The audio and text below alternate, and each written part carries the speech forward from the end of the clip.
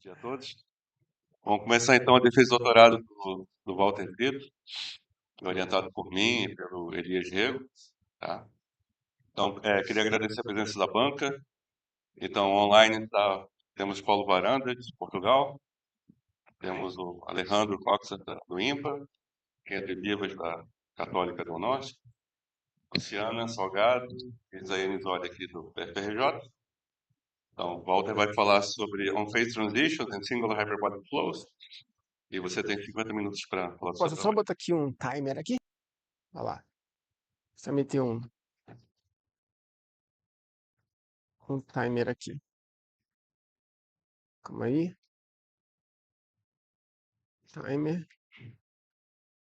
Posso começar então? Se está tudo funcionando. Tá, maravilha. Vai começar. Bom dia a todos. É um prazer estar aqui defendendo a minha tese. Como o professor Alexander disse, o título dela é Transição de fases e fluxos singulares hiperbólicos. Professor Paulo, você escuta se eu andar um pouquinho? É melhor você ficar aqui. Tá, maravilha. Bom, a tese ela é dividida em duas partes. A primeira parte a gente lida com transição de fases. A parte 1 por si só poderia ser quebrada em duas partes, parte 1.1 e parte 1.2. Porque na parte 1.1 a gente estuda transição de fases via mecanismos topológicos, enquanto que na parte 1.2 a gente usa de análise convexa. Perfeito? A segunda parte, a gente lida com fluxos singulares. Os objetos centrais aqui vão ser os conjuntos singulares hiperbólicos e seccionais hiperbólicos. E a gente também quer frisar bastante a diferença entre eles. Perfeito? Então, no final, caso sobre tempo, tem os backup slides. Então não se assustem com 90 ali, porque grande parte é caso alguém queira ver alguma coisa depois. Então, vamos começar com transição de fases. Bom, o nosso setting aqui, né, para a gente, sistema dinâmico vai ser um homeomorfismo e um espaço métrico compacto, tá? Potencial vai ser uma função contínua.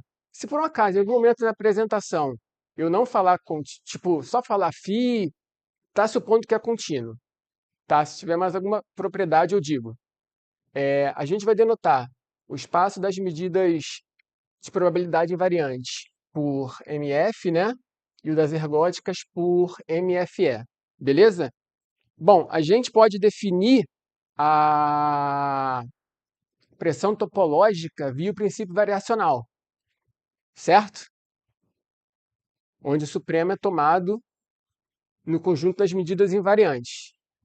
Mas a gente sabe também que a gente pode tomar o supremo no conjunto das medidas ergóticas, perfeito? Bom, agora vamos enunciar aqui, né, o MVP da primeira parte, transição de fase. A gente diz que F admite uma transição de fase num ponto T0, se existe um potencial contínuo φ, tal que a função pressão topológica não é analítica em T0. Perfeito? Note que é uma função de R em R. É simplesmente você botar um tzinho aqui na segunda coordenada e surge um tzinho aqui na frente da integral. Ok? Bom, antes de enunciarmos o primeiro teorema, fazer aqui breves definições. Primeira coisa, tá? Uma anotação. Como F e φ estão fixos, quem está variando é o parâmetro T, é comum denotar por PT. E durante a apresentação eu vou denotar sempre por apenas PT, tá bom? Então aqui, mais breves definições, né? A gente diz que uma epsilon cadeia de um ponto x a um ponto y vai ser simplesmente uma epsilon pseudo-órbita finita de x a y, tá? A gente diz que um conjunto ele é chain transitive, transitivo por cadeias, se para todo epsilon maior que zero e para todo par de pontos x e y, vai ter uma epsilon cadeia ligando x a y. A gente, bom, diz que um ponto ele é recorrente por cadeias se para todo epsilon existe uma epsilon cadeia dele nele mesmo. E a gente denota o conjunto dos pontos recorrentes por CRF. Perfeito? Nesse conjunto daqui, é possível a gente colocar uma classe de equivalência da seguinte forma. Pega dois pontos. Um ponto x, a gente diz que um ponto y equivalente ao ponto x, se para todo epsilon tem uma epsilon cadeia de x a y e de y a x. Show? Maravilha. Observações. Ele contém o não errante. E outra coisa, né? Se o CRF não for chain transitive, vai consistir de pelo menos duas classes. É comum a gente chamar as classes de componentes, tá? Componentes por cadeias ou simplesmente componentes. Perfeito? Bom, então vamos enunciar o teorema A. F é um homeomorfismo, definido num espaço métrico compacto. Se o conjunto recorrente por cadeias não é chain transitive, então ele vai ter transição de fase. Eu vou dar aqui uma ideia rápida da demonstração. Bom, a gente está supondo que o recorrente por cadeias não é chain transitive. Isso implica, né, que existem pontos, y e z, que não são ligados por um epsilon cadeia. Então, a gente fixa esse ponto y. Fixa ele, define um conjunto U, como sendo os pontos x que existem um epsilon cadeia de x a y. A gente mostra que esse conjunto U ele é uma região trapping, não trivial e não própria. Com isso, bom, a uma região trapping a gente tem associados a ela um par que a gente chama de attracting repelling, certo? E as medidas invariantes vão estar suportadas na união, vão estar suportadas no par. Perfeito? Bom, opa, acho que eu fui muito, né? Fui muito. O próximo passo é definir o potencial holder. A gente... Caraca, eu estou confundindo tudo aqui, peraí. A gente pega um deltazinho pequeno, de modo que a delta vizinhança do atrator não intersecte a delta vizinhança do repulsor. E definimos a função φ1 e φ2 como essas funções de distância aqui. Tá? Então, nós definimos o potencial φ como sendo a diferença entre essas duas funções. Esse cara aqui vai ser o potencial holder contínuo, beleza? E note que no attracting, φ vai ser 1, e no repelling, φ vai ser menos 1. Tá, ótimo.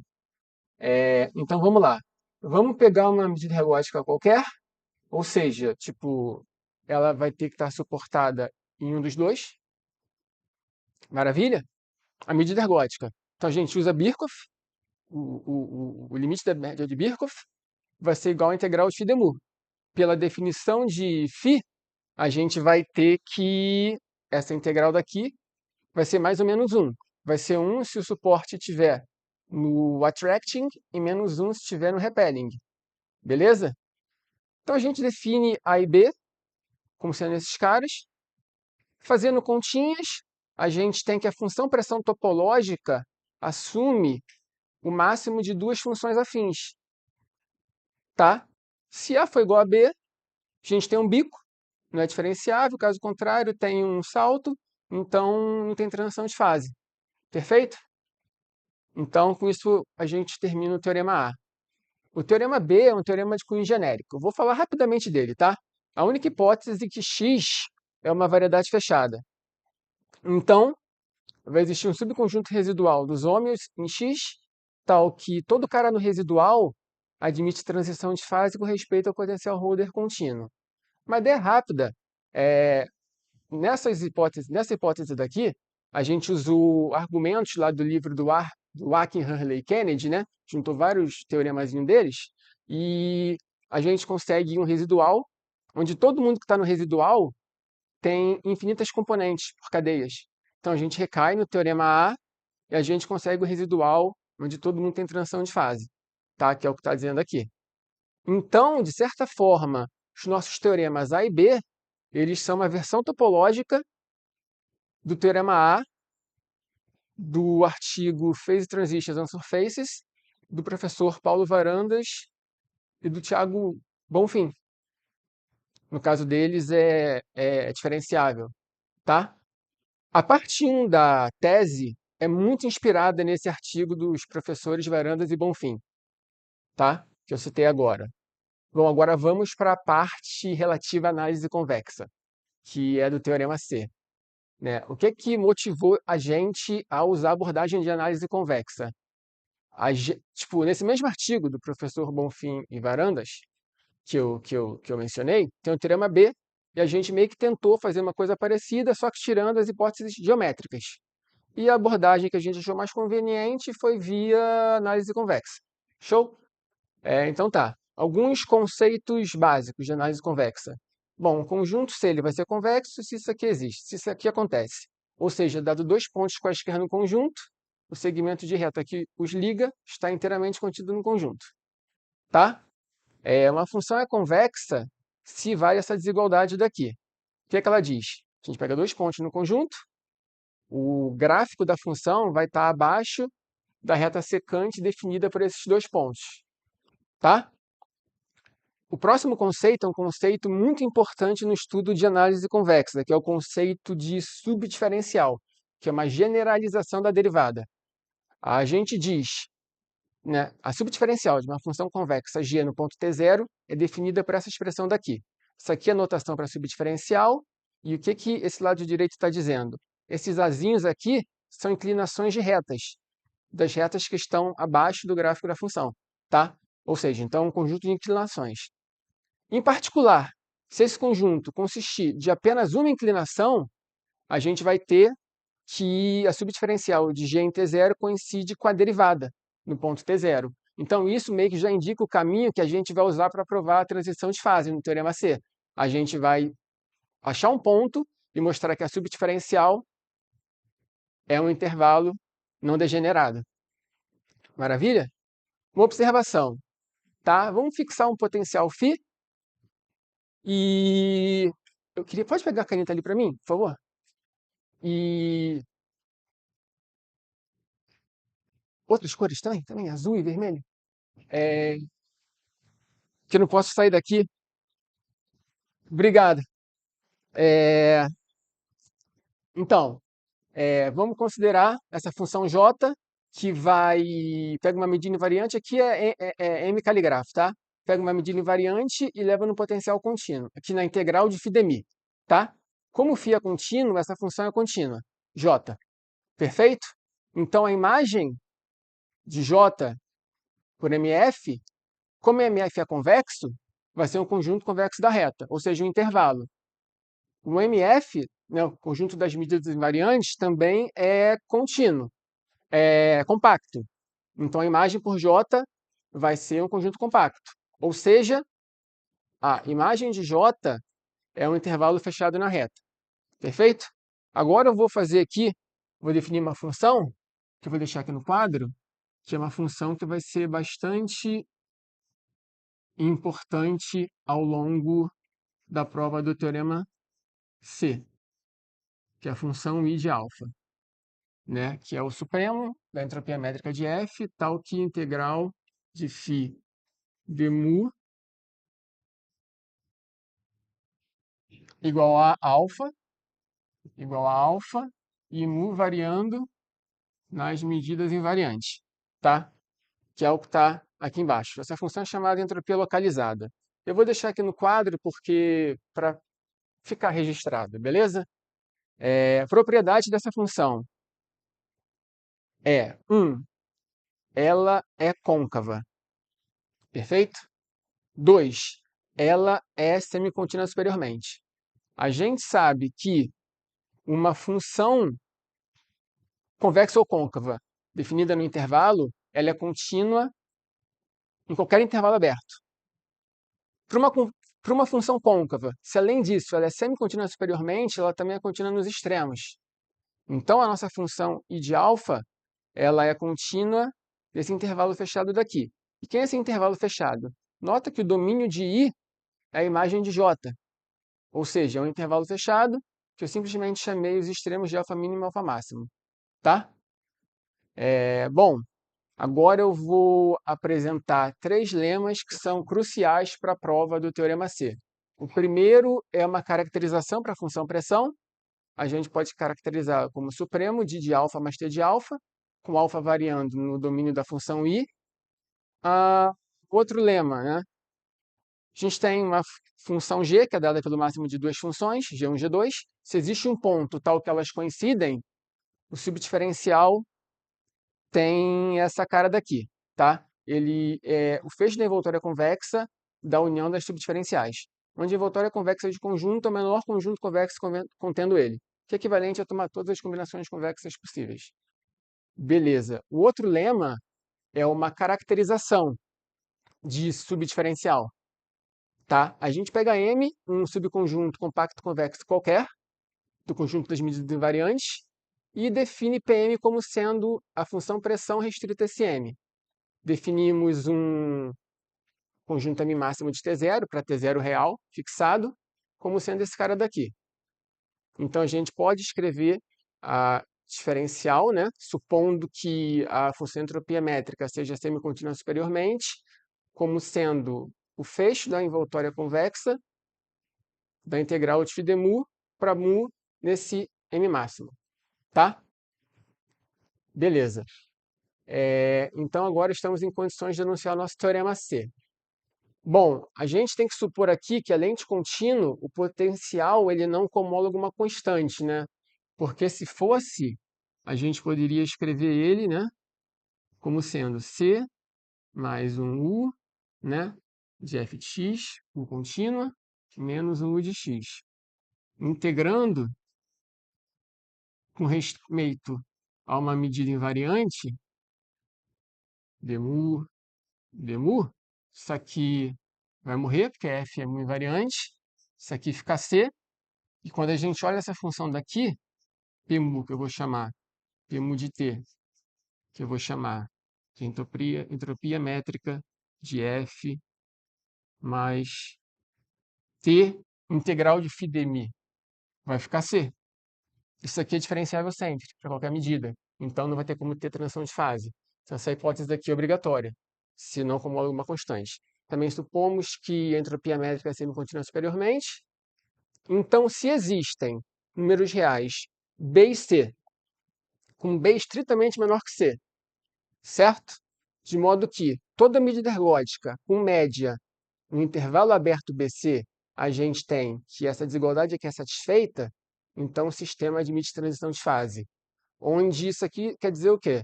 Quer dizer que as medidas ergódicas com métrica, com média aqui dentro, não realizam o supremo da função i aqui. Beleza? Tá. A prova desse lema daqui, ela é muito técnica e é muito longa. Mas a parte principal é esse seguinte lema, né? Que sob as hipóteses do teorema C, a função em alfa ela é afim no intervalo fechado BC. Tá? A prova desse lema é muito longa, tem umas 10 páginas, de estimativa e tal, de conta mesmo. Então eu vou apenas enunciar, mas lá nos backup tem uma sketch da prova e tal, caso dê tempo, alguém queira ver no final, tá? Agora, rapidinho, mais umas definições.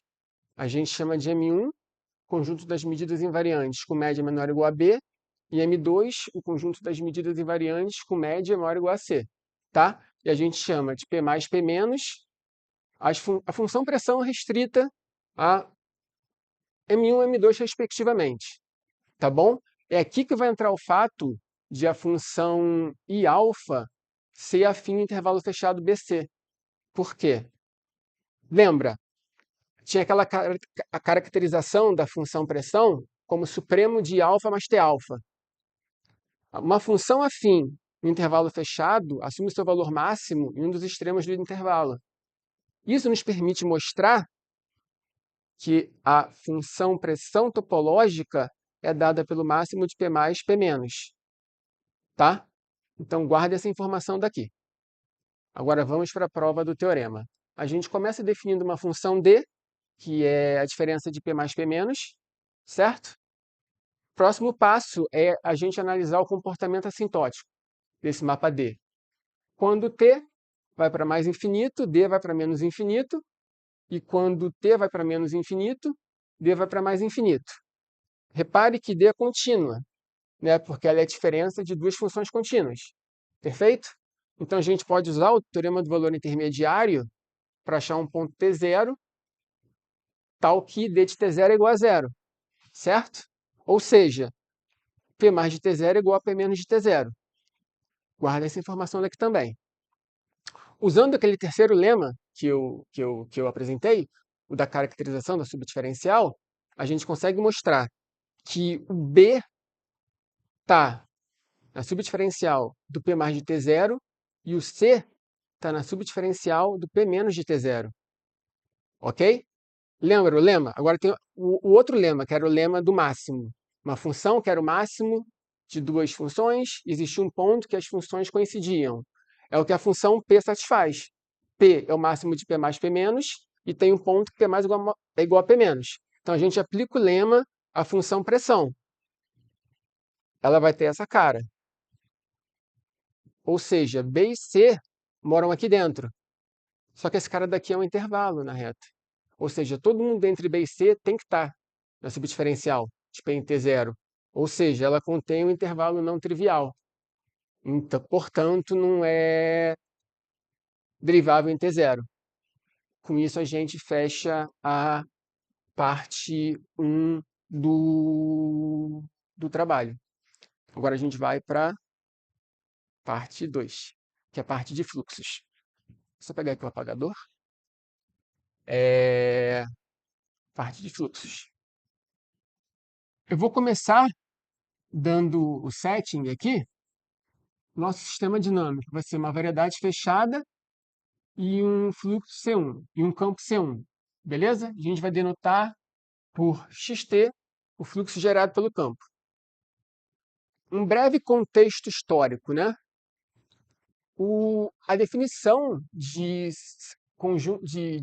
hiperbolicidade singular surgiu em 99, Morales, Pacífico, Pujals. Em 2004, eles publicaram, né, um artigo memorável na Annals, onde eles provam que todo atrator singular robustamente transitivo é seccional hiperbólico. É singular hiperbólico. É singular hiperbólico. Até aqui, o contexto é dimensão 3. Tá? Aí, nos anos seguintes, né, eles, só a grosso modo, né, um conjunto ser singular hiperbólico, ele tem um splitting parcialmente hiperbólico, tal que a direção central expande volume. Tá? Aqui é em dimensão 3. Eles foram estudando nos anos seguintes e se deram conta que um tipo particular de expansão de volume gerava problemas muito interessantes. Que esse tipo particular é o quê? É você expandir volume via expansão de planos na parte central. Aí eles falaram, pô, isso gera problemas muito interessantes, vamos dar um nome específico para esse tipo de sistema. Aí eles chamaram, né, Morales e Metzinger, definiram o conceito de seccional hiperbolicidade seccional. Certo? Perfeito. Agora vamos para a definição precisa. Um conjunto é singular hiperbólico se todas as singularidades dele são hiperbólicas. Ele admite um splitting parcialmente hiperbólico, onde a direção contratora, a, o, o subfibrado é S, é uniformemente contrator, e a parte central expande volume, que é essa formulazinha daqui. Seccional hiperbólico vai ser a mesma coisa, com a diferença agora que a parte central é sectional expanding, ou seja, ela expande todo o plano, né? todo subespaço 2D na direção central. Nota que, se a gente expande área, estamos expandindo volume. Ou seja, seccional implica singular. Mas não necessariamente singular implica seccional. Quem estava na defesa do Sérgio ontem, ele deu um exemplo. Né? Então, é o que está dizendo aqui, né? Em dimensão maior, igual a 4, seccional hiperbólico é um conceito estritamente mais forte que singular hiperbólico. Em dimensão 3, eles coincidem porque a dimensão central é 2, né? Então, perfeito. Então, vamos para o teorema D, que é um trabalho conjunto com Morales. Para a dimensão maior ou igual a 5, sempre vai existir um campo de classe C1, tá? admitindo um atrator singular, robustamente transitivo, que é singular hiperbólico, mas não é seccional hiperbólico. Naquele artigo de 2004 da Zezé, do Morales e do Pujaus que eu mencionei, eles conjecturam que em dimensão maior ou igual a 4 sempre vai existir um atrator singular robustamente transitivo que não é seccional hiperbólico. Então, de certa forma, esse teorema ele dá uma resposta positiva. Essa conjectura deles para a dimensão maior ou igual a 5. Tá? Bom, a prova desse teorema é muito inspirada nas técnicas de um artigo de 2013 de Lizana Pujaus. Em português, o nome eu acho que é Endomorfismos Robustamente Transitivos, algo do tipo, onde eles provam que, sob certas condições, o endomorfismo ele é robustamente transitivo, tá? Então, no próximo slide, eu vou dar as condições que Lizana Pujaus usam no artigo deles, que a gente vai adaptar as técnicas aqui, tá? Então, a gente tem o endomorfismo, a gente diz que o endomorfismo no toro satisfaz as condições Lizana Pujaus, né? Condições LP, se. Bom, agora eu vou usar cores. Se ele expande volume em todo o toro, tá? A gente tem um toro aqui, ele vai expandir volume em todo o toro. A condição 2 é que para todo ponto a pré-órbita é densa. Isso implica que tem órbita densa e é transitivo. A condição 3, esse texto diz o seguinte: existe uma região no toro,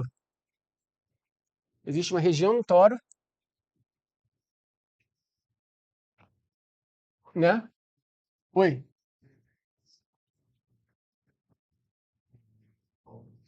eu viro um pouquinho.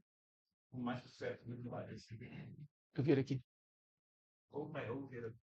É. Então, aqui é o zero, né? O que está dizendo é que no complementar desse zero, a gente tem expansão uniforme do sistema. É o que diz a condição LP3. Beleza? A LP4 é a condição dos grandes arcos, né? Que é basicamente arcos com um comprimento grande, né? Tipo maior que delta. Eles vai existir uma região U1 contendo o zero, tal que qualquer arco que esteja no complementar de o zero, já no primeiro iterado, ele vai ter que intersectar o 1. É o que está dizendo a condição LP4. E por último, é que a região complementar de U1 ela é invariante para frente. Tá? A gente pode supor também que existem, que eu chamei de hipótese H6, dois pontos repulsores. Oi?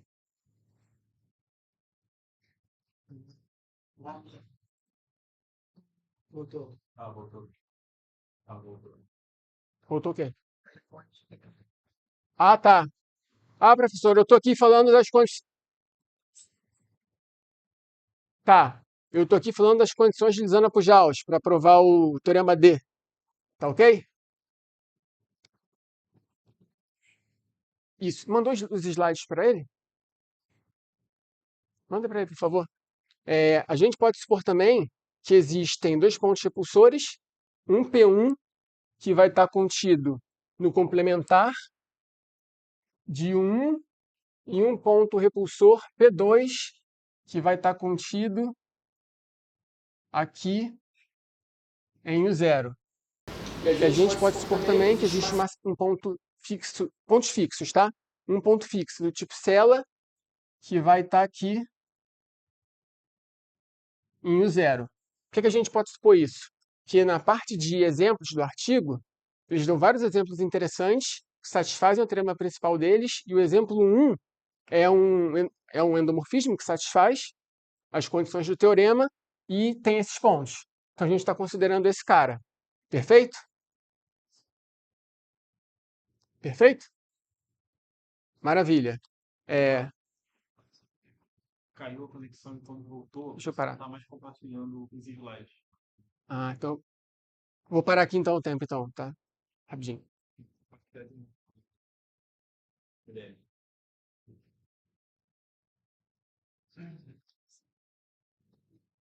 Tá.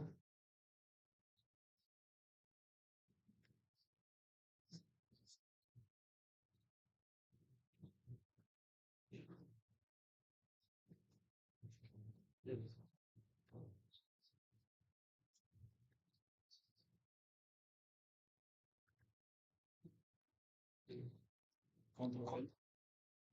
Controle? Consegue ver, professor?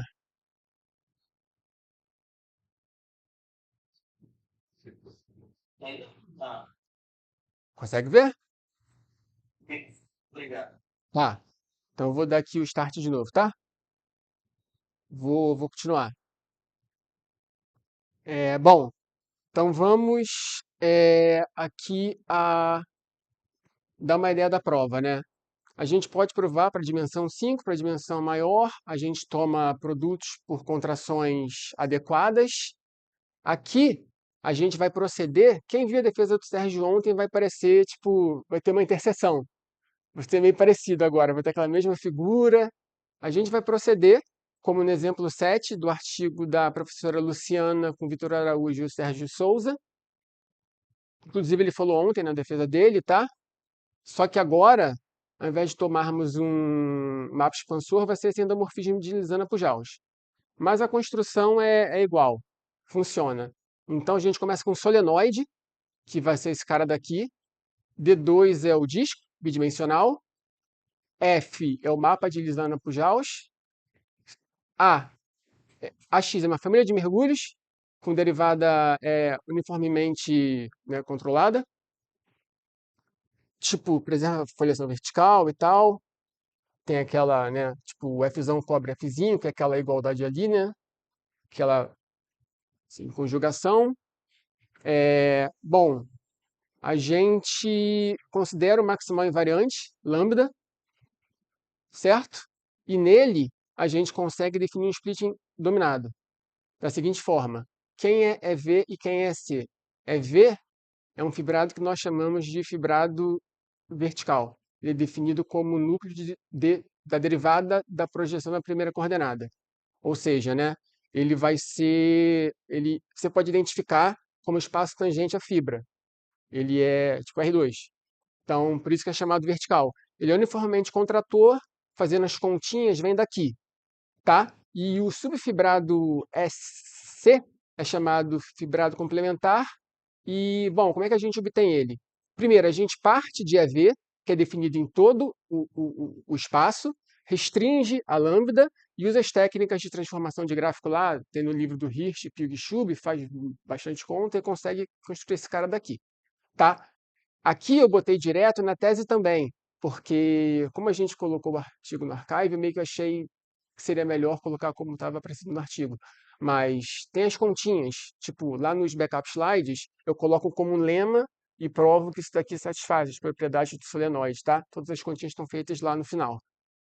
O que que a gente faz agora? A gente vai suspender esse mapa Fzão, a suspensão clássica, como foi feito ontem na defesa do Sérgio, né? A gente considera a variedade M, que é T2D2 cartesiano Z1, com a relação de equivalência, identificando x1 com f de x0. Tá? X chapéu vai ser o campo resultante, tá? E a gente define esse cara daqui. Ele vai herdar o splitting do Fzão. É só você transportar, né, o EV pela derivada do fluxo, o EC também. Então a gente vai ter que EV e EC são bidimensionais. O EV vai contrair uniformemente e esse cara daqui vai expandir volume. Beleza? Isso aqui vem de LP1. Tem as continhas também no backup slide. As continhas que envolvem o fibrado central complementar são mais complicadas. Então, tá meio coisa. Maravilha. Tá, o próximo passo agora. Ah, maravilha. É a seção.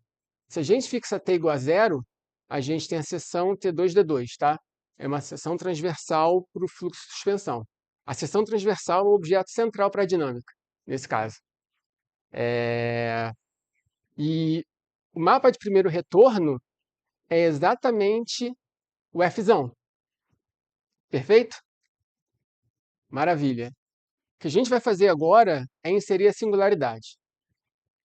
Como ontem a gente viu, né? A gente pega uma pequena vizinhança. Aqui está errado. O Q está aqui. O P2 está aqui. Está errado. A gente pega uma pequena vizinhança, U, contida em U0. Perfeito? E vamos fazer a perturbação naquele cilindrozinho dali, que vai ser esse cara daqui, né? O cilindrozinho. É isso aqui. Aqui é a tampinha de baixo. Isso aqui é a tampinha de cima. Tá horrível? Meu Deus. Certo? A seção transversal tá por aqui, né? Sigma. Aqui é o ponto, é a órbita periódica, né? Que vai ser gerada por P2 quando a gente suspende. Eu recomendo olharem um artigo da professora Luciana, por isso que eu mencionei a construção de vocês. Porque o Sérgio mesmo falou, vocês dão a cara do campo perturbado, vocês dizem como eles são via função bump, e vocês constroem um mapa de retorno. Então, para detalhes, vejam o artigo deles que eu mencionei, tá? A gente tem que fora de V, os campos coincidem. A dinâmica é igual. Dentro de V, como é que é a dinâmica? Vai surgir uma singularidade aqui, tá? Onde a variedade estável dela, ela tem dois, né? A variedade estável tem dimensão 3 e a instável tem dimensão 2. Ou seja, elas intersectam a seção transversal, a estável num discozinho e a instável num círculozinho. Então, a variedade instável, né, tem isso aqui, aqui, e vai intersectar a seção num discozinho aqui, que é o famoso disco da morte. Porque quem cai nesse disco, que eu chamei de gama, morre na singularidade. E nunca mais volta para a seção. Beleza? É tipo Lorentz. A construção lembra muito Lorentz. Fazer analogia para poder enxergar, que é como a dimensão 5, pô. Eu faço analogia com Lorentz. Eu penso no Lorentz, a tampa superior, a interseção com a variedade estável vai ser aquela linha. Quem cai na linha morre na singularidade. É a mesma coisa, né? A variedade instável vai intersectar num círculo, que eu vou chamar de S sigma. Eu vou desenhar como o Sérgio desenhou ali, só para ficar mais bonitinho o desenho, a gente pode identificar. É um círculozinho, né, que identifica aqui, e ele vai conter a parte que morre. Então, ninguém aqui vai morrer. Ninguém aqui morre. E, bom, associado ao campo X também vai ter o mapa de primeiro retorno. Só que agora, diferente do campo normal, o mapa de primeiro retorno aqui, a gente tem que tirar esse cara gama, porque esses caras não têm retorno. Maravilha? Então, tipo assim, os mapas de retorno são os mais importantes para a gente, eles que determinam completamente a dinâmica, tá? Perfeito. Bom, agora a gente vai definir o conjunto que vai ser o nosso atrator singular hiperbólico, que não é seccional hiperbólico. Esse conjunto A. Quem é ele, né? Ele é o ômega limite da cross-section. Ele é formado por todos os pontos que são acumulados por pontos que saem da cross-section. Beleza? Tem que dar aqui uma corridinha, casa do tempo. Tá. Esse cara, é o que eu falei, né? Ele é acumulado pelos os pontos que saem da cross-section. E, bom, ele é um attracting set conexo. Isso é importante, tá? Agora a gente vai verificar por que que o nosso conjunto não é seccional hiperbólico. O ponto P1, repara, ele está afastado da região perturbada. Ele é um repulsor. Então, na base, ele tem índice estável 0. Quando a gente suspende, a gente vai para a dimensão 5. Surge, né? Surge, tipo, vai surgir a dimensão do campo. Tipo, ele tem três, ele vai ter dois autovalores expansores, ele é o repulsor. Quando a gente suspende, surge a direção do campo e surge as duas direções contratoras da fibra. Ou seja, vai ter índice 2. Agora a gente vai olhar para o ponto Q. Esses caras são escolhidos estrategicamente para a gente conseguir isso. A cela. A cela na base tem uma direção contratora e uma expansora. Então tem uma estável e uma instável. Quando a gente suspende, vai aparecer a direção do campo e mais as duas contratoras da fibra. Então vai ter índice 3. Então, o Morales Pacífico, a Zezé e fala Pacífico é esquisito. A Zezé e o Pujaus, eles provaram no artigo lá de 2004 que um attracting conexo contendo órbitas periódicas de índices diferentes não pode ser seccional hiperbólico. Então é isso. Concluímos. Tem que correr, gente. O próximo passo é verificar que é singular, hiperbólico, beleza? Tá. Os campos coincidem fora da região V. Tá? Novamente, é tipo Lorentz também. Tem a singularidade, né? Aí, tipo, tipo, tem uma vizinhançazinha que tem singularidade, que fora dela o splitting do campo de suspensão vai ser preservado para o campo X e você consegue estender continuamente para todo attracting, até agora é attracting só, para todo attracting A, certo? Então a gente obtém esse splitting daqui, onde o ESA vai ser a continuação do EV e o SA vai ser a continuação da parte central do splitting lá do fluxo de suspensão.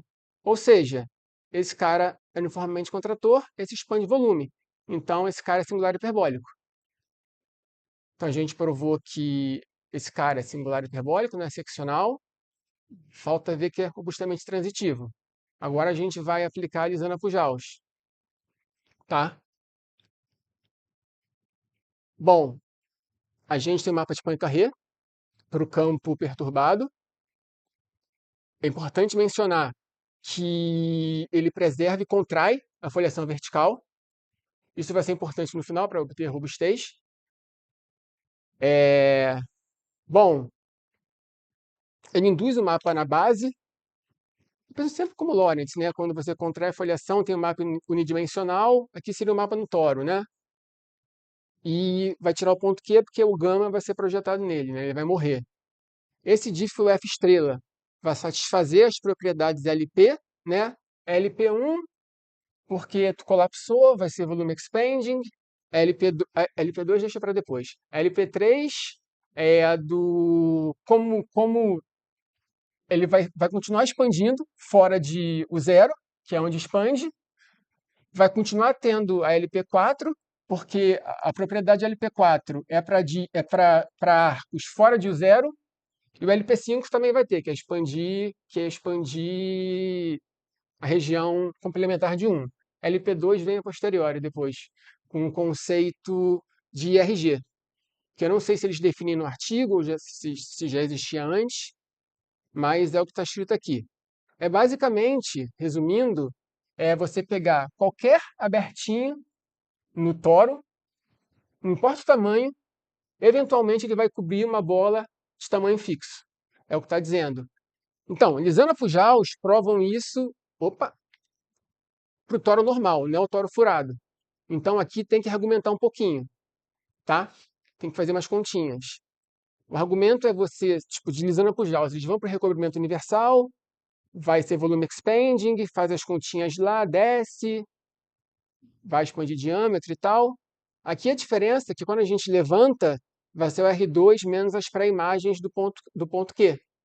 Então, isso aqui a gente tem que provar. Tipo, nos backups também tem uma continha meio porca, mas tem.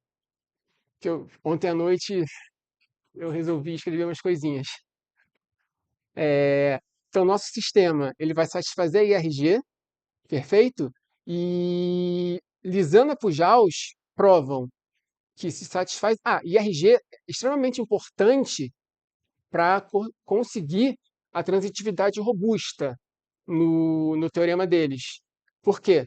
Porque eles provam que RG mais CDIF local implica a densidade das órbitas densas para todo mundo que está perto de F.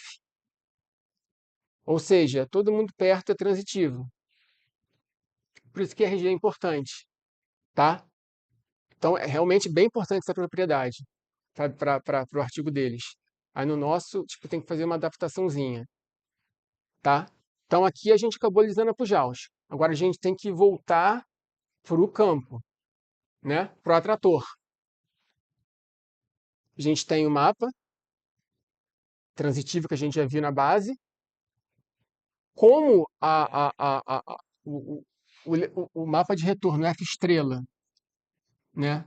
Do campo perturbado, ele contrai a foliação vertical, a transitividade vai passar para ele, e essa contração é muito importante, que a gente vai usar um argumento, acho que é do Serafim, do artigo de 2004, acho que é o artigo que ele prova que Lorentz é uma classe homoclínica, né?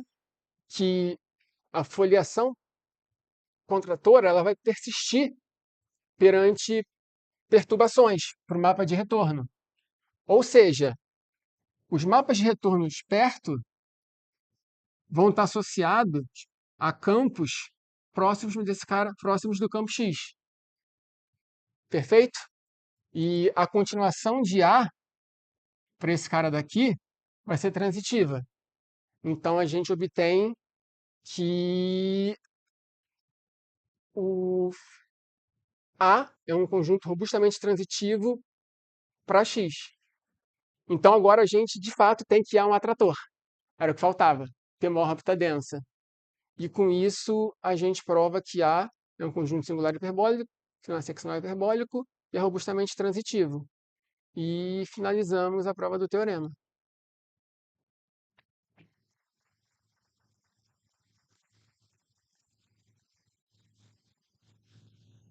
A banca vai deliberar, tá bom? Bom, então, é, a banca. Então, a banca decidiu por unanimidade, então aprovar o Walter, sem restrições. Parabéns. O resultado foi.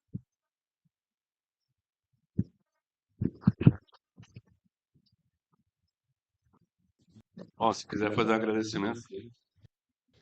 Não, sim, claro.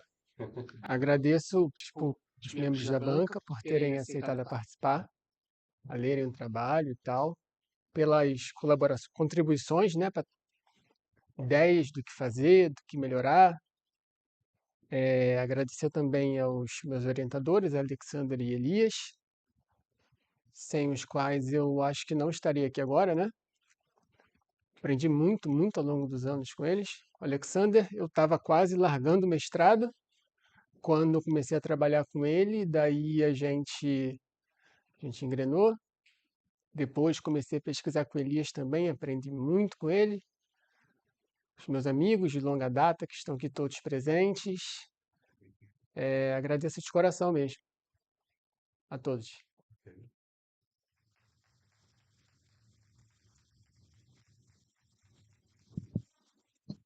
Muito bom, então a gente dá por encerrada a sessão, e aí depois vamos precisar tirar fotos.